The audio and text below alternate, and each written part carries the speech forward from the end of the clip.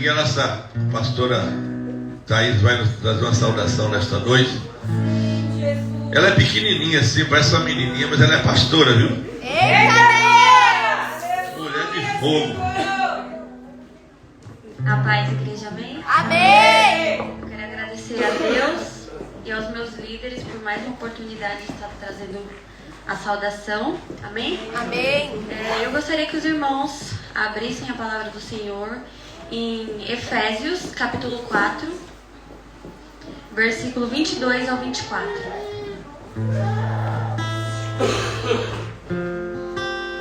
Eu vou ler numa tradução mais atualizada para vocês entenderem melhor, amém? Amém!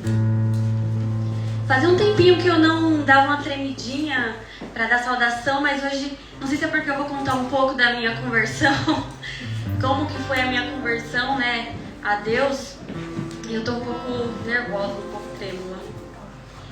Amém? Todos Amém. acharam?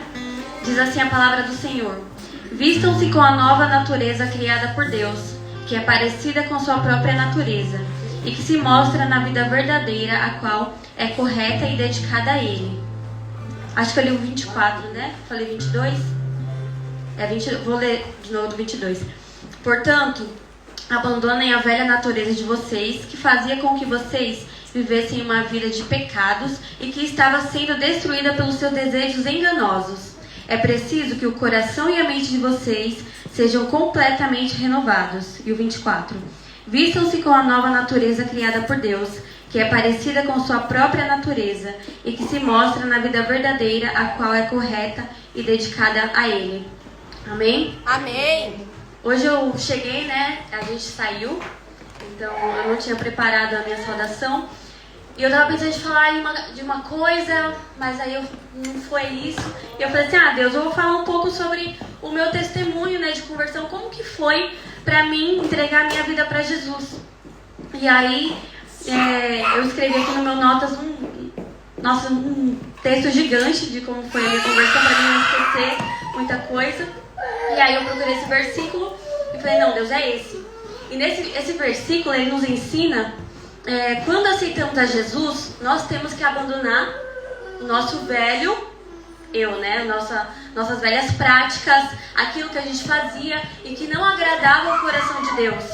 E aí entra o processo de aceitar Jesus, de nos limparmos, de limpar a nossa mente, limpar o nosso coração e nos entregarmos totalmente, por inteiro, para Jesus. Amém, Jesus. E quando a gente entrega a nossa vida para Jesus, começa um processo, né? E aí, como que foi a parte da minha conversão? Desde quando eu era pequena, eu, meus irmãos, a gente sempre frequentou com os meus pais igrejas evangélicas. Só que a gente nunca foi firme em nenhuma igreja, né? A gente ia uma aqui, outra ali. Sempre passava de igreja em igreja, mas nunca fomos cristãos.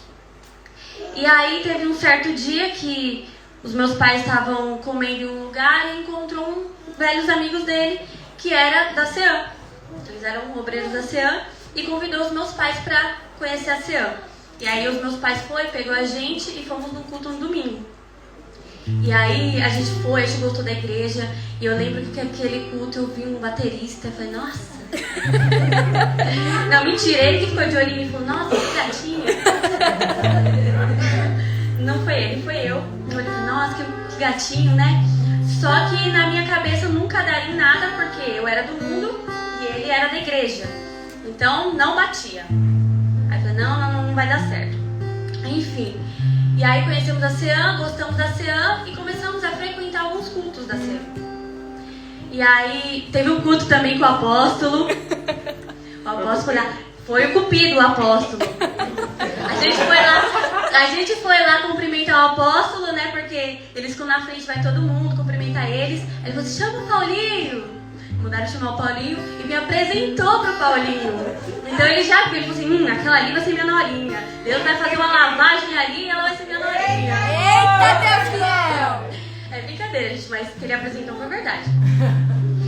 E, enfim, né? E aí a gente começou a frequentar alguns cultos da CEAM e eu gostei muito da CEAM. Só que eu acho que o diabo ele ficou tão furioso, porque ele sabia o que Deus iria fazer na minha vida, que eu conheci a CEAM e foi quando eu comecei a me afundar no mundo. Que foi quando eu comecei a sair, ficar noites fora de casa, ficava 2 dias fora de casa, dormia na casa de amigas. Foi quando eu comecei a usar drogas. Graças a Deus nunca deixou eu viciar, mas todas as vezes que eu saía eu usava droga, eu usava lança-perfume, que é uma droga muito ruim, que faz muito mal pro ser humano. Eu ia pra baile funk, então tava totalmente no mundo.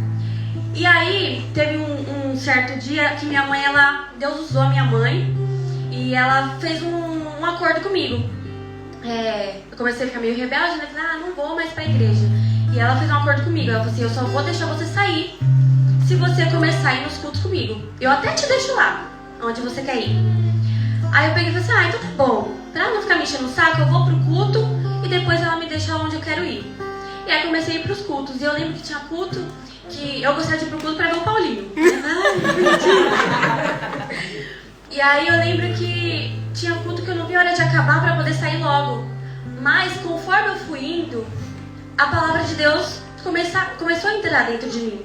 Porque eu lembro que antes de eu conhecer a Senhor, eu saía e eu chegava dentro de casa, depois que eu vivi tudo que eu vivi no mundo, lá no momento era a maior alegria, era uma curtição tudo, mas quando eu chegava em casa, eu lembro que eu ia deitar e eu sentia uma angústia dentro de mim, uma tristeza que eu não sei o porquê. Se lá no momento de tudo eu estava super feliz e quando chegava em casa era algo tão ruim que eu sentia dentro de mim e eu ficava super triste. Só que no outro dia eu esquecia de tudo, aquela tristeza estava lá de novo. E aí quando minha mãe fez esse acordo comigo, de eu ir pra igreja e depois ela me levar para onde eu queria ir, para as festas que eu queria ir, e Deus começou a trabalhar na minha vida, que a palavra começou a entrar dentro do meu coração, eu lembro que eu saía, eu chegava em casa e eu sentia tudo isso de novo, essa angústia, essa tristeza, mas aí eu comecei a falar com Deus. Porque antes eu não falava com Deus, então eu não dobrava o meu joelho e falava, olha Deus, eu tô aqui. Não, eu só falava, Jesus, eu não quero mais sentir isso, eu não quero mais fazer isso comigo, eu não quero mais usar isso, eu não quero mais ir para esse lugar, Jesus me ajuda. E eu tenho certeza que Deus ouviu minhas orações do jeitinho que eu fiz. Eu só falava isso, não era aquele negócio, Jesus, não, eu só falei e Ele ouviu a minha oração. E aí, teve um dia que eu briguei muito feio com a minha mãe, que eu queria sair. Foi a primeira, única e última vez que eu e minha mãe brigamos de se bater, de uma se pegar com a outra. A gente nunca fez isso, só aquele dia, porque ela não queria deixar eu sair, eu fui pra cima dela, ela veio pra cima de mim. Foi algo muito feio, porque eu e minha mãe sempre foi muito ligada. E aí eu peguei, a gente se bateu e eu saí. Aquele dia eu saí e fui para um lugar que se chamava Matriz, que é uma igreja católica, tem aquela praça gigante. E ali ficava muitos jovens, o famoso chamado esquenta, né? Que você vai lá, só fica bebendo e depois você sai. E de lá a gente sempre ia para os bailes na favela. E aí, naquele dia, a gente começou a beber tudo. E eu falei para as meninas, deu 1 ou 2 horas da manhã e elas falaram, vamos pros funk, né? Eu falei assim, eu não vou. Algo dentro de mim falava, vai embora pra casa, não vai pra esse lugar. E eu comecei a sentir esse negócio, não vai. Sabe quando você tá num caminho e você sente, não vai por esse caminho, vai por outro? Era exatamente isso. Então era o próprio Espírito Santo falando, vai embora pra casa.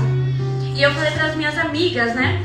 Falei assim, olha, eu não vou, eu vou embora pra minha casa. E elas começaram a questionar, não, vamos, vai ser legal. Eu falei, não, vou pra casa.